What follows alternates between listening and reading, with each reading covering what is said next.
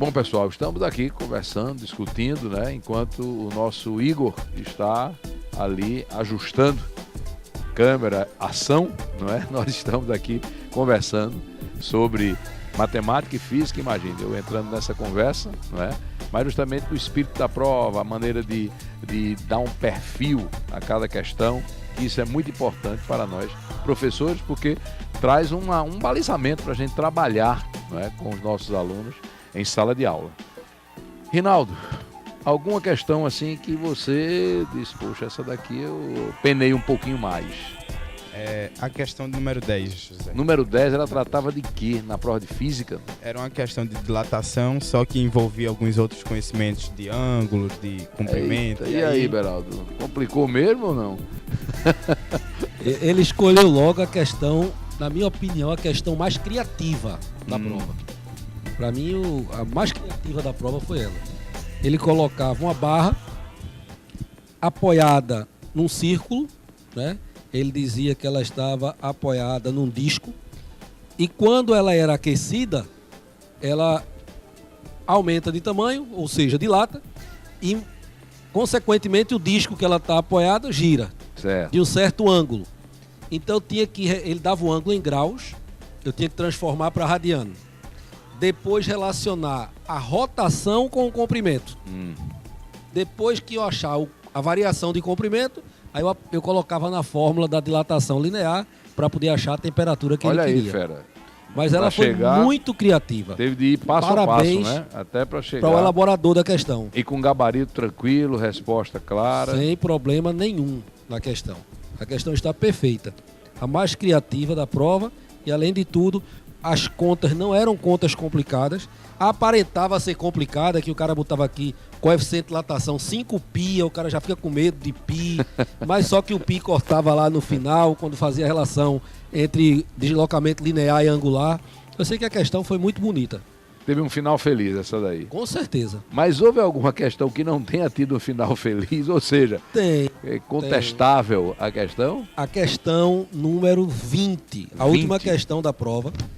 Foi uma questão legal. Era sobre o quê, Beraldo?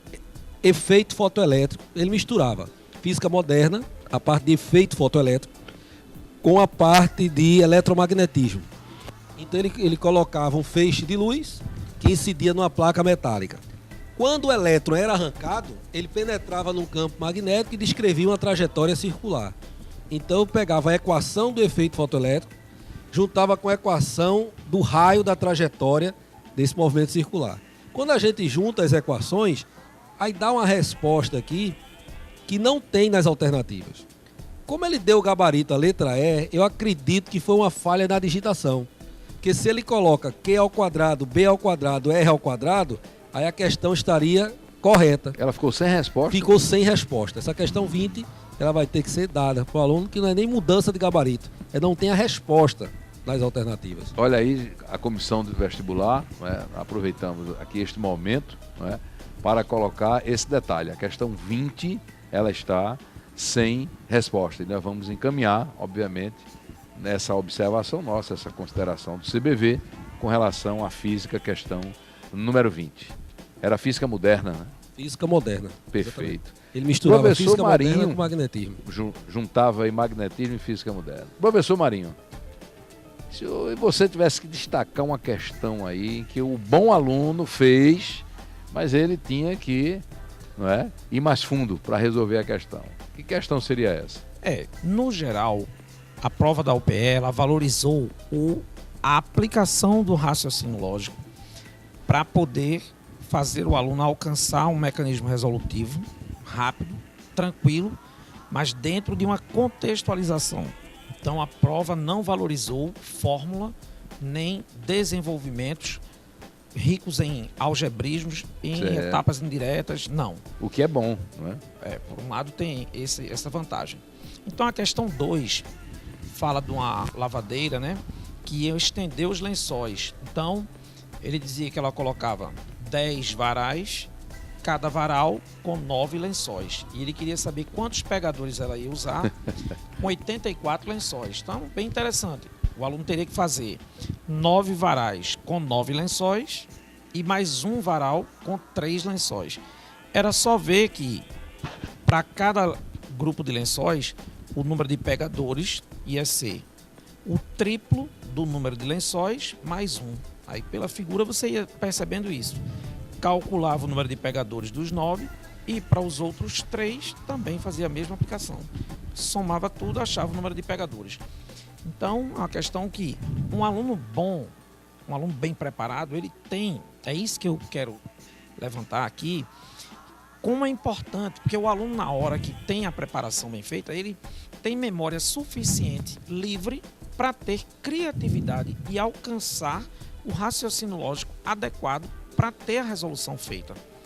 Enquanto que o outro que está preocupado por um mecanismo de recorrência, ele vai terminar tendo que fazer os lençóis todos e termina ele perdendo muito tempo numa questão que ele poderia fazer. Perfeito. Essa é a grande vantagem de uma prova desse tipo. Então, um aluno que tem base, que já Tem se mais preparou, ferramentas, mas, né? então ele tem uma memória livre para ter criatividade e alcançar, Ganha tempo, ganha né? tempo com isso.